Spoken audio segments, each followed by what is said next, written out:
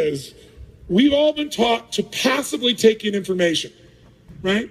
So if you're sitting here right now, even if you're having a good time going, well, this is interesting, or this makes sense, or man, he has big teeth, or whatever you're thinking inside your head, you know, if you're sitting here and you're passive, even if you're having a good time, the state of mind you're in gets linked to what you're learning.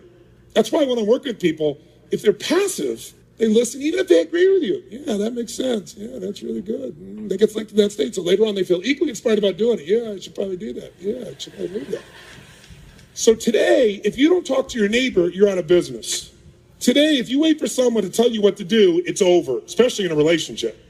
If you're going to make anything happen today, it has to be completely proactive and different, and yet we're all still hypnotized. So I'm going to ask you to try something new, and that new thing is this. When we're doing this seminar right now, and we take some information in, if you listen to me passively, research shows you'll remember less than 10% of what I said within 3 months. In fact, some studies is less than 30 days, which basically means you wasted your night, and I did too. If you listen and take a few notes, research shows even if you ever read the notes again, it goes up to 40 to 50% retention, because just the physical act of writing it down drives the groove deeper in your body. If you listen and you take notes and you physically actively use your body, it goes up to 90 to 95%. That's like if you yell back the answer, if you engage your nervous system, because the groove goes into an active mode, not just a deeper memory. So I'm going to ask you a couple things. One is, if I ask you a question, if you would, yell back the answer. That's not so we have a rah-rah session here, because as I told you, I don't believe in positive thinking, but because it'll go deeper and your energy will be higher. How many will do this? Say aye. Aye. All those opposed?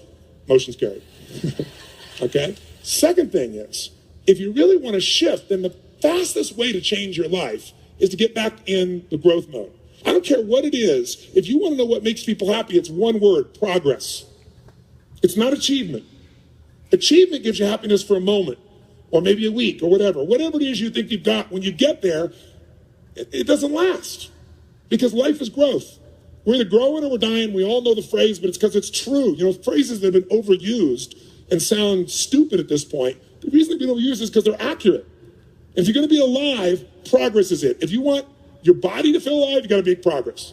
If you want your relationship to be alive, there's got to be progress. If people experience progress, they are happy. If they don't, they won't be. I don't care what they achieve. I don't care where they go. So progress, if you're going to make it, the first place to start to get it is be like a kid again. It's getting people to break their patterns. All the problems in relationships are based on patterns.